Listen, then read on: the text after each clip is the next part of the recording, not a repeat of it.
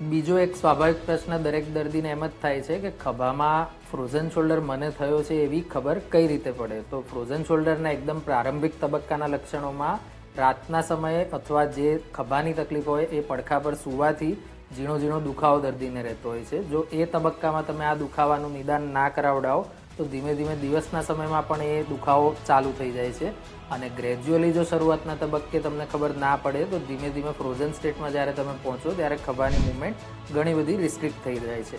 Doctor તરીકે અમે આનું નિદાન કરવા હંમેશા તમારા તકલીફવાળા ખભાની મૂવમેન્ટ બીજા ખભા જોડે સરખાવતા હોઈએ છીએ અને એ મૂવમેન્ટ જો તમારી લગભગ 10થી 20% નોર્મલ ખભા કરતાં ઓછી થઈ ગઈ હોય તો એને અમે અમારી ભાષામાં ફ્રોઝન શોલ્ડર લેબલ કરીએ છીએ. નિદાન કન્ફર્મ કરવા માટે એક્સરે અથવા MRI રિપોર્ટની ક્યારેક મદદ લેવી પડી શકે છે.